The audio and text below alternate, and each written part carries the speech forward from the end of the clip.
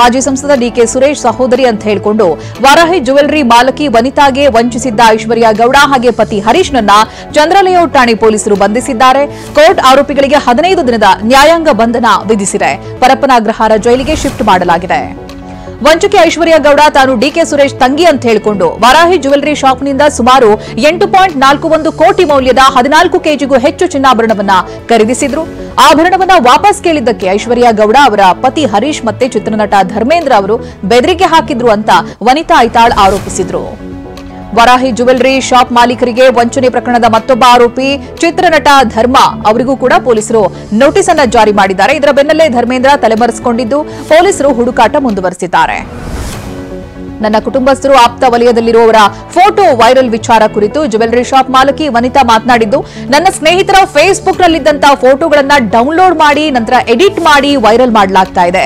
ನನ್ನ ತೇಜೋವಧೆ ಮಾಡುವುದಕ್ಕೆ ಹೀಗೆ ಮಾಡಲಾಗ್ತಾ ಇದೆ ಅಂತ ಆರೋಪಿಸಿದ್ದಾರೆ.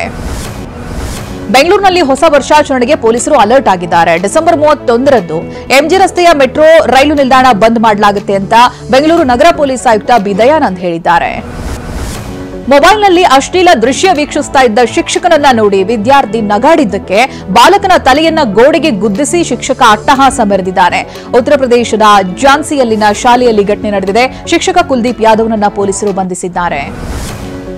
ಮದುವೆಯಲ್ಲಿ ರೋಟಿ ಹಂಚಲು ತಡ ಮಾಡಿದ್ದಕ್ಕೆ ಸಿಟ್ಟಿಗೆದ್ದ ವರ ಮದುವೆ ಮಂಟಪದಿಂದ ಹೊರ ನಡೆದಿದ್ದಾನೆ. ಅಷ್ಟೇ ಅಲ್ಲ, ಬೇರೆ ಯುವತಿ ಜೊತೆ ವಿವಾಹವಾಗಿದ್ದಾನೆ. ಉತ್ತರ ಪ್ರದೇಶದ ಚಂದೌಲಿ ಜಿಲ್ಲೆಯ ಹಮೀದ್ಪುರದಲ್ಲಿ ಈ ವಿಚಿತ್ರ ಘಟನೆ ನಡೆದಿದೆ. ವಧುವಿನ ಕಡೆಯವರಿಗೆ 7 ಲಕ್ಷ ರೂಪಾಯಿ ನಷ್ಟವಾಗಿದ್ದು ದೂರು ದಾಖಲಾಗಿದೆ. ಜಮ್ಮು ಮತ್ತು ಕಾಶ್ಮೀರದ ಉಧಂಪುರ್ ಶ್ರೀನಗರ ಬಾರಾಮುಲ್ಲಾ ಲಿಂಕ್ ರೈಲು ಯೋಜನೆಗೆ ಸಿದ್ಧತೆ ಜೋರಾಗಿದೆ. ರೈಲ್ವೆ ಅಧಿಕಾರಿಗಳು ಕತ್ರಾ ರಿಯಾಸಿ ವಿಭಾಗದಲ್ಲಿ ಪ್ರಾಯೋಗಿಕ ಪರೀಕ್ಷೆಯನ್ನು ನಡೆಸಿದ್ದಾರೆ. 18 ಕಿಲೋಮೀಟರ್ಗಳಷ್ಟು ರೈಲ್ವೆ ಸಂಪರ್ಕ ಒದಗಿಸಲಿದ್ದು ಶೀಘ್ರದಲ್ಲೇ ಜನರ ಸೇವೆಗೆ ಲಭ್ಯವಾಗಲಿದೆ. ಮಾರ್ಕ್ಸ್ ಚಿತ್ರ ಯಶಸ್ವಿ ಪ್ರದರ್ಶನ ಕಾಣ್ತಾ ಇದ್ದು ಚಾಮುಂಡಿ ಬೆಟ್ಟಕ್ಕೆ ಭೇಟಿ ನೀಡಿ ಕಿಚ್ಚ ವಿಶೇಷ ಪೂಜೆಯನ್ನ ಸಲ್ಲಿಸಿದ್ದಾರೆ. ಕಿಚ್ಚ ಸುದೀಪ್ನ ನೋಡಿ ಅಭಿಮಾನಿಗಳು ಜೈಕಾರ ಶಿಳ್ಳೆ ಹೊಡೆದು ಸಂಭ್ರಮಿಸಿದ್ದಾರೆ. ಸುದೀಪ್ ಜೊತೆ ಸೆಲ್ಫಿ ತೆಗೆದುಕೊಳ್ಳುವುದಕ್ಕೆ ಫ್ಯಾನ್ಸ್ ಮುಗಿಬಿದ್ದಿದ್ದಾರೆ. ಕಿಚ್ಚ ಕಿಚ್ಚ ಅಂತ ಕೂಗಿ ಅಭಿಮಾನ ಮೆರೆದರು.